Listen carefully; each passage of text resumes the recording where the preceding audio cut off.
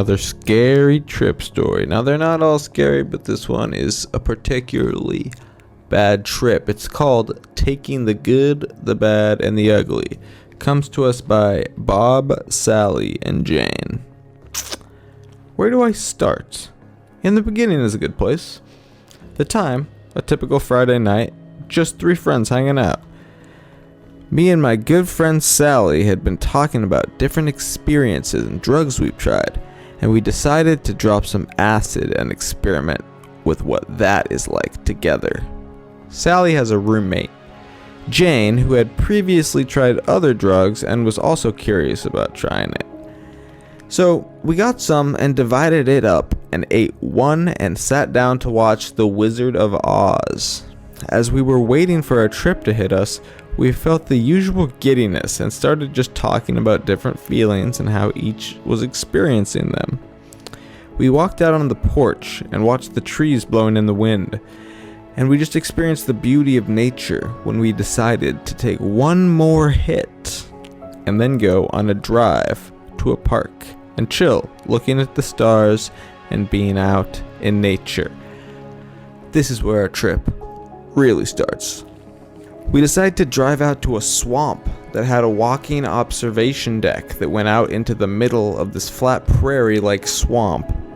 We get out there and start walking out to the observation deck when we notice one star off in the distance in the exact same direction we are walking. We start pointing and talking about how we were the 3 wise men heading out to Bethlehem. When we get out, we lay down and just experience the small amount of stars that had started to come out. They looked as though they were exploding and echoing off of each other. Sally described it as the music video from the Aha band, where they have the neon lights outlining everything as they danced. We head back to the car when another car pulls up behind us and starts to freak us out a little bit. We hurry and get out of there and start heading back to the apartment to watch another movie. As we get back, we are all sitting in our car not wanting to get out, but feeling as though we still need to be going somewhere. This we later described as what tripping really meant, as we thought the people who came up with that term must have had a similar experience as this. We get out of the car, but Jane felt like she was trapped in the back seat. We got her out and we walk into the apartment. Jane starts having a bad trip, to put it lightly, and starts not being able to grasp what is going on or even realizing if she is living or dead. She starts crying and then throwing a little fit, laying on the ground kind of spasming, moving around. Then she starts totally freaking out, talking about how she needs to have someone here that isn't tripping to get her out of the trip. It's hard to explain from here. We got a couple straight sitters with us and tried to talk to her to settle down, but she keeps screaming and nothing will pacify her.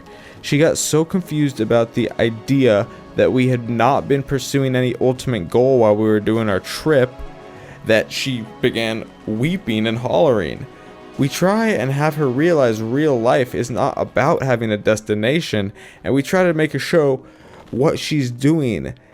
We try to give her something familiar to get her to catch herself and then laugh it off, but she just cannot grasp anything. From here on, it becomes very explicit and personal. Words cannot explain what was going through Sally and mine's head or what really happened visually.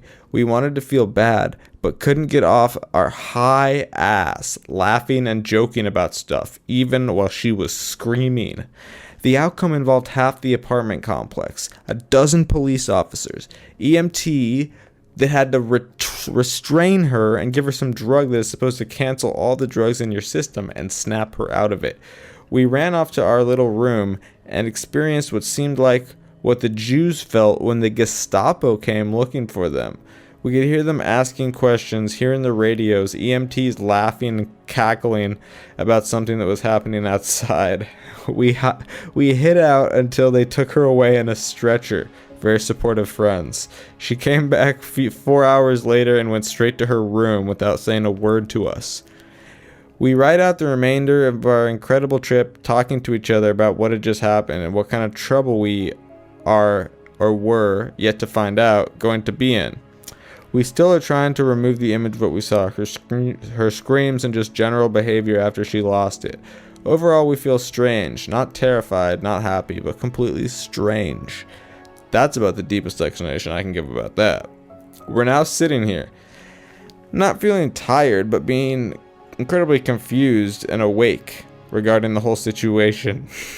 There is so much more that could be explained. The happiness we felt was incredible before, and even after everything had happened, the laughter, the energy, and yet we still couldn't seem to lose that energy, even when the whole world crumbled in on us. Thinking back on it, it doesn't seem like a big thing. I would do acid again with Sally in a heartbeat. Jane? Nah, that's definitely a different story, but I feel like the acid forced some issues up that needed to be brought up in the open. Fair warning to anybody who trips with somebody with baggage of extreme sorts. It could turn into something you never dreamed. The end. Oh man, well that took a twist as their friend just started to freak out, and then they hid from the paramedics as they carried her away, and then she came back and didn't say a word to them. Wow. It was a weird story. But what do you guys think? Should they have helped that poor girl? Or not? Alright. Thank you.